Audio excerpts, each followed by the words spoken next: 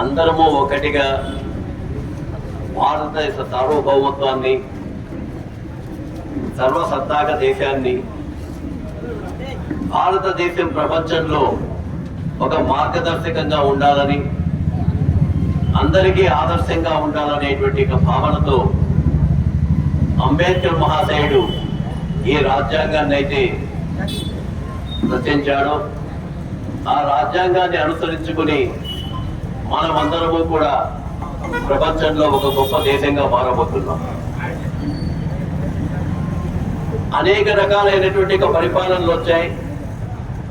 ఇంతకు ముందే మనం చెప్తున్నాం, హిందుస్థాన్ హమారా హై, సారే జహా సే అచ్చా హిందూ సితా హమారా.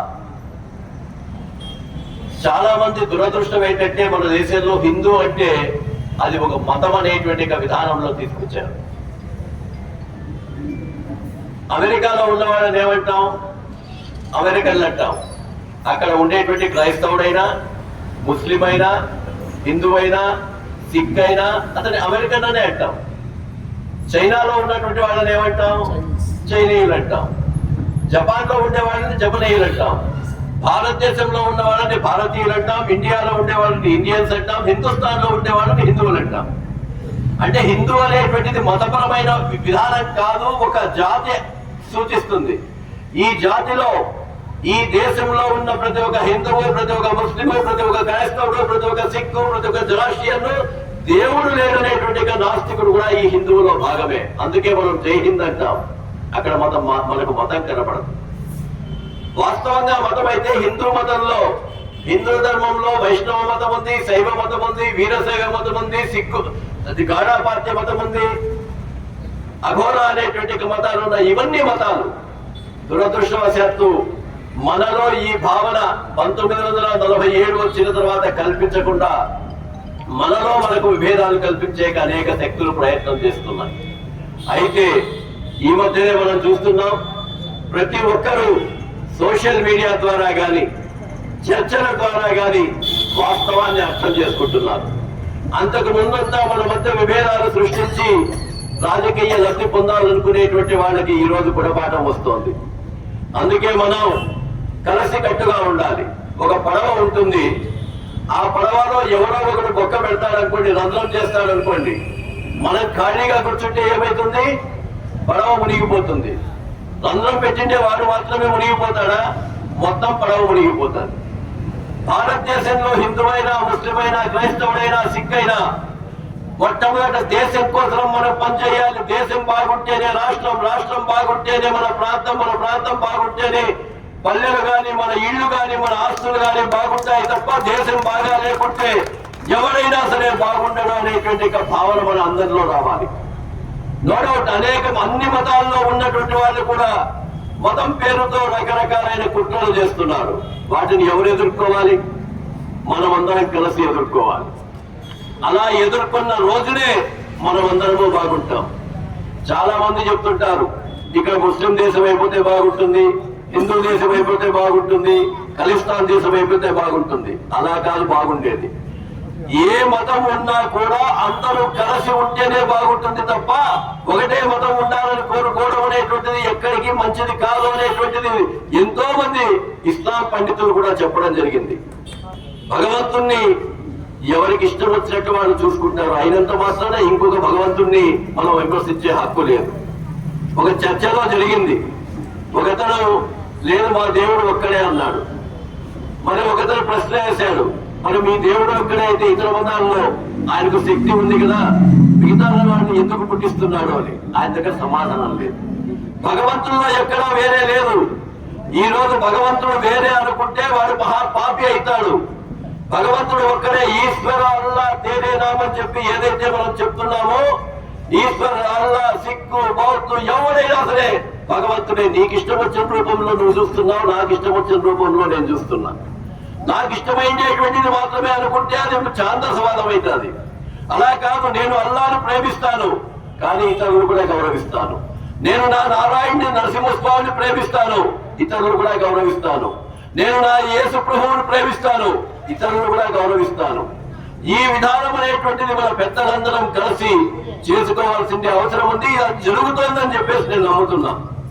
అందుకే 2000 సంవత్సరం నుంచి మనం చూస్తూ ఉంటే మన దేశం యొక్క ఆర్థిక శక్తి 2014లో 13 లక్షల కోట్లుంటే మనమందరము కలిసి ఐకమత్యంగా పనిచేస్తున్న కారణంగా ఈ రోజు 52 లక్షల కోట్లకు పెరిగింది.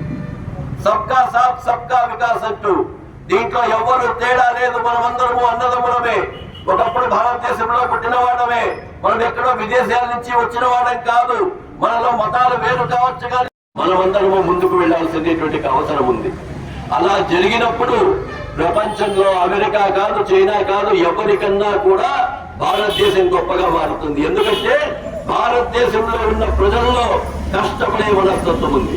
అది హిందువైనా, ముస్లిమైనా, క్రైస్తవుడైనా ఎవరైనా సరే భారతదేశంలో ఉండేటువంటి ప్రజల్లో చదువుకొని ఇతరులకు కూడా సేవ చేయాలనేటువంటి మనస్తత్వం ఉంది. భారతదేశంలో ఉండేటువంటి ప్రజల్లో మనమందరము కలిసి ఉండాలి, ఈ దేశాన్ని కాపాడుకోవాలనేటువంటి లక్షణం ఉంది. భారతదేశంలో ఉండే ప్రజల్లో సర్వే జన సుఖినో భవంతు యావత్తు ప్రపంచానికి కూడా ఆదర్శంగా ఉండేటువంటి పరిస్థితి ఉంది. మనకు చూస్తే నరేంద్ర మోడీ గారు యోగా దినోత్సవం చేశారు. యోగా దినోత్సవం ఒక భారతదేశానికే చేయలే ఆయన. ప్రపంచంలో ఉండేటువంటి 244 దేశాల్లో అయ్యా ఫస్ట్ ఆరోగ్యం బాగుంటేనే ఏ దేశమైనా బాగుంటుంది. ఆరోగ్యం కోసం మొట్టమొదటి యోగా చేద్దాం. ఈ రోజు డాక్టర్ల పేరుతో అనారోగ్యం పేరుతో సంపాదించేదంతా పోగొట్టుకుంటున్నాం అని అందరికీ సందేశం ఇచ్చారు తప్ప ఒక్కరికే సందేశం ఇవ్వాల, ఒక్క భారతదేశానికి సందేశం ఇవ్వాల. ఇటువంటి పరిస్థితి మనలో రావాలి. ఎవరైనా సరే, ఏ మతంలో ఉన్నా, ఏ ధర్మంలో ఉన్నా, మనమందరము కలిసి ఈ దేశం కోసం పాటుపడాలి, ఈ ప్రపంచం కోసం పాటుపడాలి. అదే పరిస్థితి మనం అందరిలో వచ్చినప్పుడు భారతదేశం ఒక గొప్ప దేశంగా మారుతుంది. నేను చాలా సార్లు చెప్తుంటున్నా, హిందూ మతంలో అనేక లోపాలు ఉన్నాయి, ఇస్లాం మతంలో అనేక లోపాలు ఉన్నాయి, క్రైస్తవ మతంలో అనేక లోపాలు ఉన్నాయి. ఈ మధ్యలో వచ్చే దేవుడు చెప్పిండేటివి కాదు. దేవుడు ఎప్పుడు కూడా దేవుడు అనిపించుకోవాలంటే ఎప్పుడు కూడా పొరపాటు చేసిన వాళ్ళని ఎవరినైనా సరే క్షమించే గుణం ఉంటేనే దేవుడైతాడు. శిక్షించే గుణం ఉంటే సైతానైతాడు. అవునా కాదా?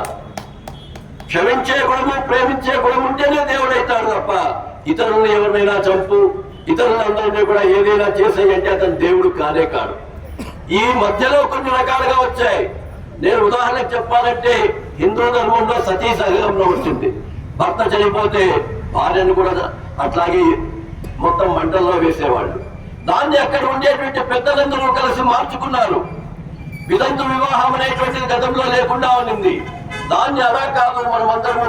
కాబట్టి మనం మన ధర్మాన్ని, మన మతాన్ని మనస వాచ కర్మణ తూచగా ఖచ్చితంగా పాటించాలి. ఇస్లాం ధర్మంలో ఉన్న కఠినమైన నియమాలు చూస్తే నిజంగా వాటిని సక్రమంగా పాటించేటువంటి వాడు ప్రతి ఒక్కరిని ప్రేమిస్తాడు, ప్రతి ఒక్కరిని ఆదరిస్తాడు, అల్లాహకు చేరువైతాడు. అలా కాకుండా మధ్యలో ఎవరో వాళ్ళ స్వార్థం కోసం కొన్ని దేశాలకి భారతదేశం బాగుండేది ఇష్టం లేదు. భారతదేశంలో అనేక జనాభా ఉంది, భారతదేశంలో అనేక రకాలైన శక్తి ఉంది. ఈ శక్తి వస్తే మా దేశం ఎక్కడ బలహీనపడిపోతుంది అనేటువంటి దేశంతో విదేశీ కుట్రదారులు మన మధ్య అనేక రకాలైన వైషమ్యాన్ని పెట్టడానికి ప్రయత్నం చేస్తారు. వాటన్నిటినీ కూడా మనం ఎదుర్కోవాల్సినటువంటి అవసరం ఉంది. ఎక్కడైనా సరే మనమంతా ఒక్కటే అనేటువంటి విషయాన్ని మనం ఎప్పుడు కూడా అవసరమైనప్పుడు మేర ఈరోజు షమీవుల్లా గారు పిలిచారు, ఎంతో సంతోషమైంది. అలాగే హిందూ పండుగలు వస్తాయి. ఇక్కడి నుంచినే మనం అందరము కూడా వినాయక చవితి జరిగినప్పుడు వాళ్ళందరికీ పానీయాలు ఇస్తాం, బిస్కెట్లు ఇస్తాం. అలాగే నాకు తెలిసి లక్ష్మీ నరసింహస్వామి దేవస్థానం యొక్క రథోత్సవం జరిగినప్పుడు మన యొక్క జామియా మసీదు దగ్గర నుంచి ₹1 ఇప్పటికీ వెళుతుంది. అలాగే నానాదర్గా ఉర్సు జరిగేటప్పుడు లక్ష్మీ నరసింహస్వామి దేవస్థానం నుంచి ₹1 ఇస్తారు. అక్కడ ₹1 కాదు, పరస్పర గౌరవం. ఆ గౌరవం అనేటువంటిది మన పెద్దవాళ్ళు తెచ్చి పెట్టారు. దురదృష్టవశాత్తు మధ్యలో వచ్చిండే వాళ్ళు వాళ్ళ యొక్క వ్యక్తిగత లబ్ధి కోసం చేశారు. అటువంటి దాటిని మనమందరము వ్యతిరేకిస్తాం. మనమందరము కలిసి ఉందాం, కలిసి భారత మాతకు జై కొడతాం, కలిసి భారతదేశంలో నివసిస్తాం. ఎవరైనా సరే బయట దేశాల నుంచి కానీ కుట్రదారులు వస్తే మనమందరము వాళ్ళు తిప్పికొట్టి భారతదేశంలో ఉన్న ప్రతి ఒక్క పేదవాడు కూడా మంచి వ్యక్తిగా, ప్రతి చదువు లేని వారు కూడా చదువుకున్న వ్యక్తిగా, ప్రతి సంపాదించలేని వారు కూడా సంపాదించగలిగేటువంటి వ్యక్తిగా తయారు చేసుకోవడంలో మనమందరము ముందుకు వెళ్ళాలని ప్రార్థిస్తూ, ఇంతమంది పెద్దలందరూ కూడా భారత మాతకు చేయగొడుతూ ఒక్కసారిగా మనం భారత్ మాతకు చేయగొడతాం గట్టిగా. భారత్ మాతాకి, భారత్ మాతాకి, భారత్ మాతాకి.